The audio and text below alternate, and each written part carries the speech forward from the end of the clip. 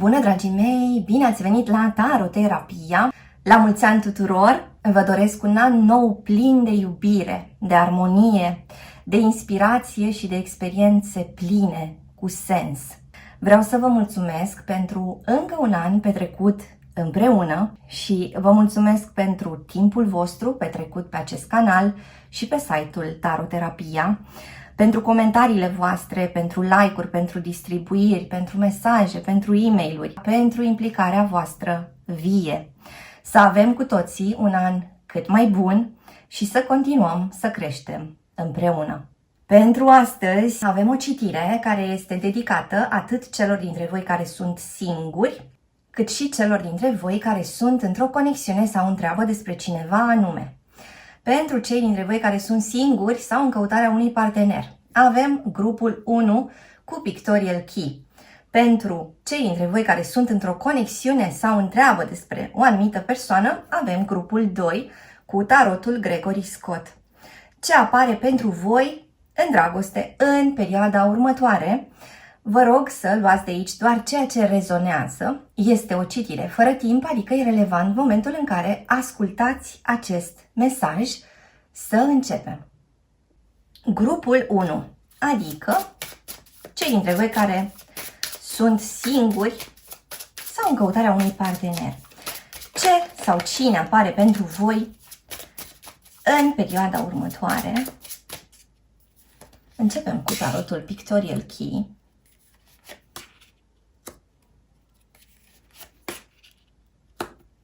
Ceva crește, ceva se extinde, ceva devine mai important pentru voi în perioada următoare. Unii dintre voi deja bănuiți la ce se referă acest mesaj. Unii dintre voi deja au avut niște semne. Ceva vă bucură sau chiar vă entuziasmează. Orizontul vostru devine din ce în ce mai extins, mai larg, mai cuprinzător. E ca și cum aveți din ce în ce mai mult o recompensă pentru că ați început să ascultați de propria intuiție, pentru că alegeți să nu vă mai trădați pe voi, să nu mai renunțați la adevărul vostru personal. Aveți de asemenea niște invitații pe care probabil că le veți onora în perioada următoare. Se anunță ceva evenimente, ceva petreceri unde sunteți chemați. Haideți să vedem mai departe.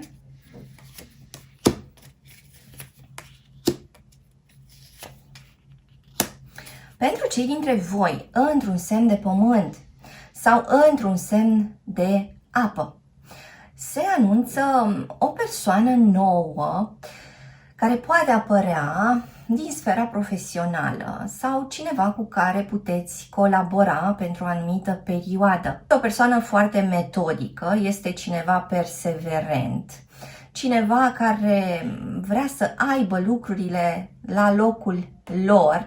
Simt că vorbim despre o persoană care are foarte multă ordine în jurul său, are foarte multă ordine în casă, în mașină, în mintea sa, da? Sunt foarte multe planuri foarte bine organizate. Este o persoană precisă, o persoană de încredere în același timp. Vorbim despre cineva de statură medie spre înaltă, cineva care poartă negru, gri sau verde, destul de frecvent, cineva care stăpânește foarte bine zona materială, financiară din viața sa, o persoană echilibrată mai apare aici. Haideți să vedem în continuare.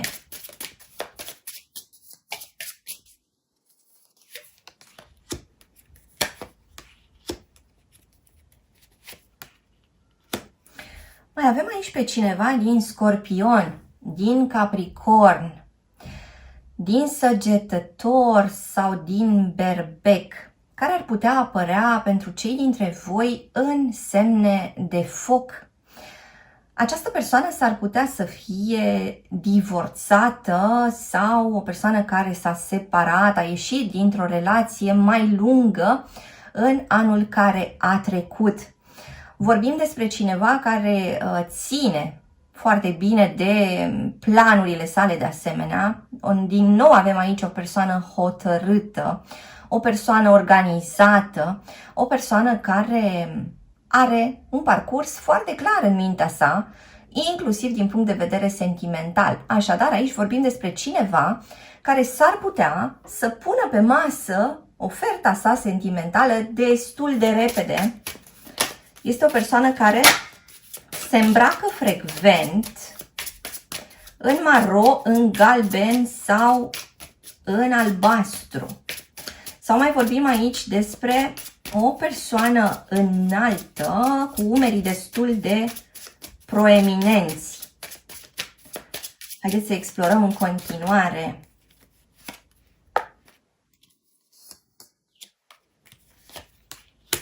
Pentru cei dintre voi în semne de aer sau în semne de foc, s-ar putea ca o anumită persoană de la distanță să vă acorde atenție în perioada următoare. S-ar putea să avem aici o persoană a cărei dată de naștere, zi, lună sau an conține următoarele cifre: 6 sau 9 sau 3 sau 2.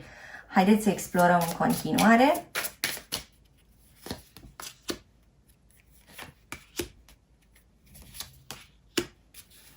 Iată aici energia soarelui, energia lunii și magicianul, cel care mediază de fapt întâlnirea dintre energia masculină și energia feminină. Magicianul mai poate indica pe cineva din Fecioară sau din Gemeni, un bun comunicator, o persoană șarmantă, o persoană care reușește să se lipească foarte repede de tine, ascultătorule. Iar referitor la aceste două energii, pare că în perioada următoare reușiți să puneți foarte bine împreună gândurile voastre cu sentimentele voastre, da? Reușiți să faceți pace cumva între minte și inimă și pare că pentru o parte dintre voi întâlnirea cu o persoană nouă vine tocmai în acest context în care voi reușiți să vă așezați altfel în interior și deci să exprimați în exterior o energie diferită. Vorbim de asemenea despre a alchimiza, a transforma niște aspecte care până acum probabil că au fost cam colțuroase, deranjante pentru voi, parcă renunțați la ceva ce nici nu vă mai făcea plăcere și în același timp nici nu vă mai aducea vreun beneficiu, parcă sunteți din ce în ce mai clari cu direcția voastră. Mai avem aici de asemenea pe cineva din Leu sau vorbim despre o persoană dintr-un semn de foc care s-ar putea să intre în viața unei persoane dintr-un semn de pământ sau dintr-un semn de aer. Haideți să vedem în continuare ce mai apare sau cine apare pentru voi. Iată, pentru unii dintre voi, perioada următoare s-ar putea să vină cu o ofertă concretă, serioasă. 10 de monede, adică perspectiva unei relații serioase, așezate. Într-un 10 de monede vorbim despre o bună compatibilitate, vorbim despre o integrare destul de rapidă a acestei persoane în viața ta, ascultătorule, dar și o integrare a ta în viața sa, da? De ca și cum fiecare se așează foarte bine în familia de origine a celuilalt. Și haideți să mai obținem câteva detalii. Iată din nou energia cuiva care are ochii ațintiți asupra ta, ascultătorule, o persoană cu care tu e posibil să lucrezi sau cu care ai studiat sau cu care ai de făcut ceva împreună. Aveți de pus împreună ceva, aveți de creat ceva, aveți de menținut ceva. O persoană cu care te implici într-un anumit proiect, da? Pentru un scop anume și cu care ai putea să dezvolți ceva mai mult. Îți mulțumesc că ai fost cu mine astăzi, te aștept și data viitoare. Între timp, hai pe www.taroterapia.ro. Găsești aici cursuri de tarot cu metoda taroterapia, citiri personalizate, seturi de tarot, oracole, cărți și alte surprize. Dă un like, lasă un comentariu și abonează-te la acest canal dacă ți-a plăcut acest video. Iar până data viitoare, să ai grijă de tine. Sunt aici cu cei dintre voi care sunt într-o conexiune sau întreabă despre cineva anume. Extragem acum din tarotul Gregory Scott câteva arcane și vedem ce apare între voi doi în perioada următoare. O energie solară, abundență, revărsare, lucruri din plin. Cineva este extrem de generos în perioada următoare. Cineva se deschide și vine alergând către tine, ascultătorule. Vorbim aici despre o perioadă foarte bună pentru această conexiune, care vine cu lucruri chiar neașteptate, da? E ca și cum încep să se reverse în viața voastră de cuplu tot felul de lucruri la care nici măcar nu v-ați fi gândit. Așadar, e ca și cum, după o perioadă în care ați plantat cu foarte multă atenție, cu grijă, cu dragoste acele semințe, acum începeți să vă și bucurați de recoltă. Culegeți ceva și acest ceva este extrem de prețios. Avem până acum pe cineva în Leu, Taur, Fecioară sau Capricorn. Avem de asemenea o interacțiune dintre un semn de pământ și un semn de aer sau un semn de foc și un semn de pământ. Haideți să vedem în continuare ce fel de detalii obținem.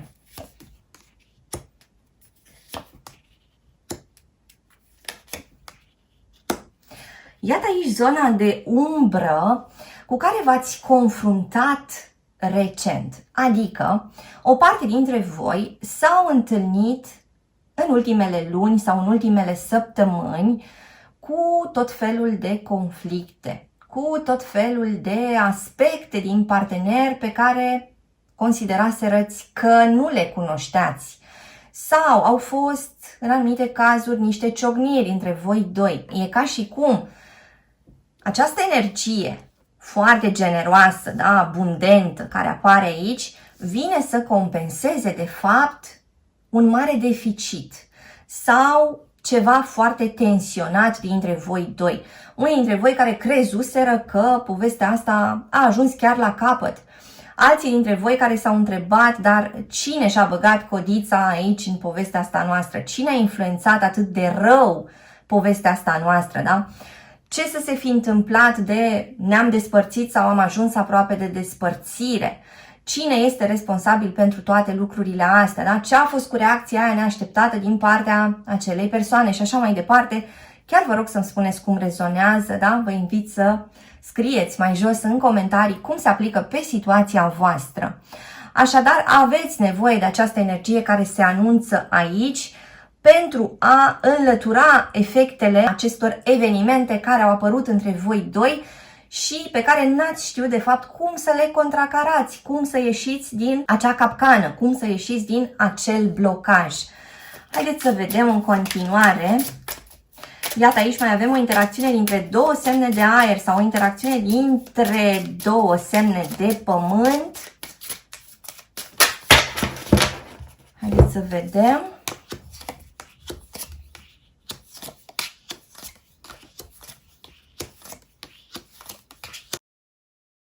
Se pare că începeți să vă ajutați unul pe celălalt. Se pare că în perioada următoare fiecare dintre voi doi înțelege că nu poate să rămână izolat sau privind de la distanță, de ca și cum povestea asta n-ar fi despre el sau despre ea. Amândoi începeți să vă sprijiniți pe ceva.